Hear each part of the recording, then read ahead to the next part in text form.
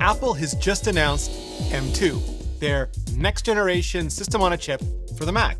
But only M2, not M2 Pro or M2 Max, not yet. Which means if you're in the market for a new MacBook Pro, like now, you need to figure out which one is actually better for you, the brand newer M2 or the still bigger M1 Pro or M1 Max. M2 has 4 A15 generation Blizzard efficiency cores and 4 Avalanche performance cores. And I've done a whole entire deep dive on this architecture already, which I'll link to in the description right below the subscribe button. TLDW, Apple says they have around 18% uplift over M1 for multi-core, but they also have better single core. And that means, everything from launching apps to rendering some parts of web pages, compiling some scripts, handling the still single core bound aspects of Xcode, playing older single-threaded games, that sort of thing. M1 Pro and M1 Max, though, have 2 A14 generation Ice Storm efficiency cores and 8 Firestorm performance cores, none of which are as fast in isolation,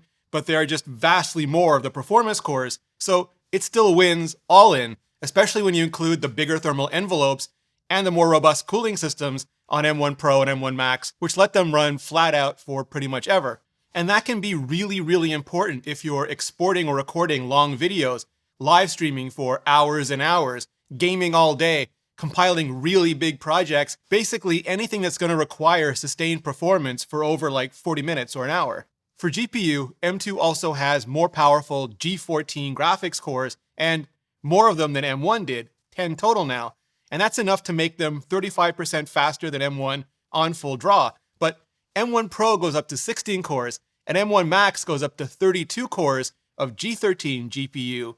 So whether fewer, faster cores or just massively more cores is better for you will depend entirely on your personal specific workload, like how many filters and effects that you pile up onto a project. But when you get to well-distributed tasks, something like the M1 Max is just still going to win. Likewise, ProRes media engines.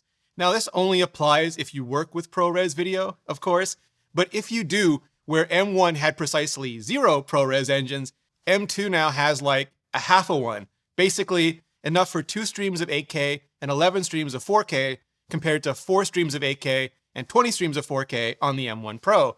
And you'll probably see similar scaling on H.264 and HEVC as well.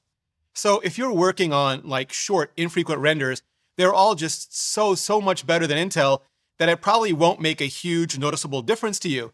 But if you are working on longer, more frequent renders, or time is just very literally money for your business, reducing by half or half again how long each one takes to output can be more than super noticeable. It can be critical. It can make all the difference. Same with memory and memory bandwidth, because M2 now has LPDDR5 RAM and can go up to 24 gigabytes at 100 gigabits per second, which is half again better than M1.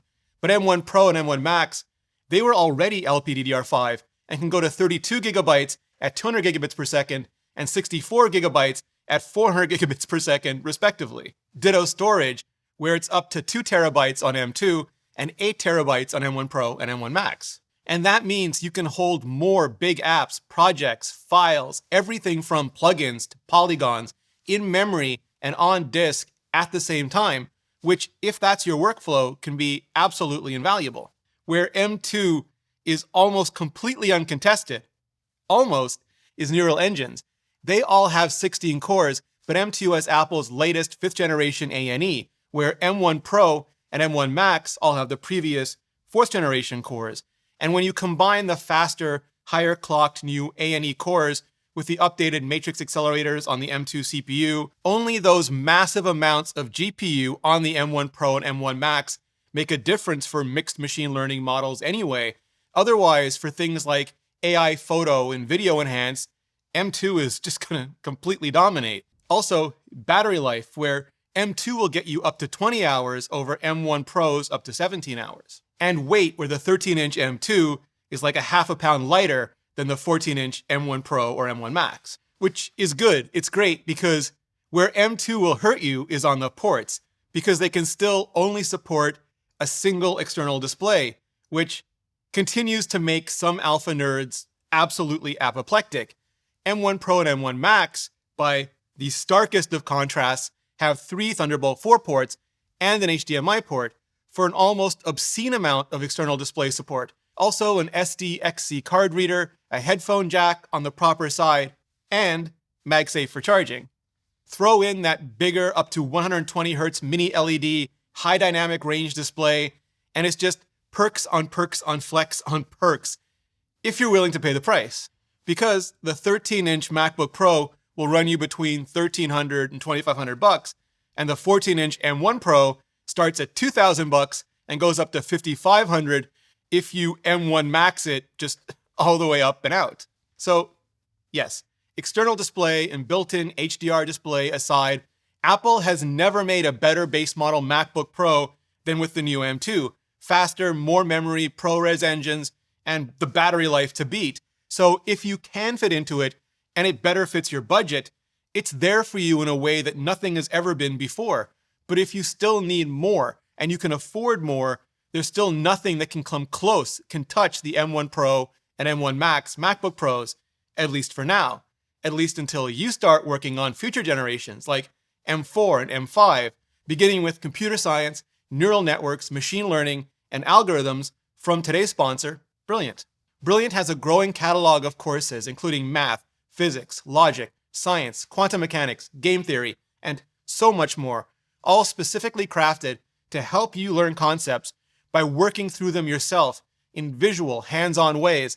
Like if you've always wanted to learn to code, but were put off by the overly complicated traditional computer programming classes, well, Brilliant has actual, fun, interactive challenges that let you shift around blocks of pseudocode, receive immediate feedback, and get results.